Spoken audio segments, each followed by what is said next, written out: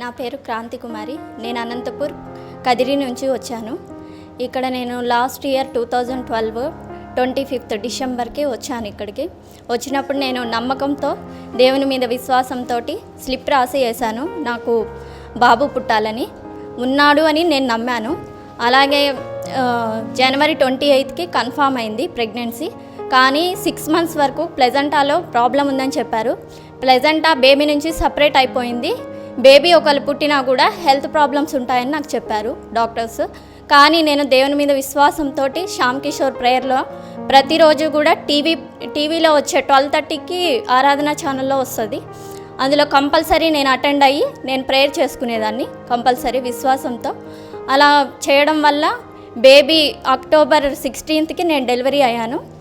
అప్పుడు baby wait 3 kgs normal delivery అయ్యాను. దేవునికి వందనాలు. శ్యామ్ కిషోర్ బ్రదర్కి కూడా వందనాలు.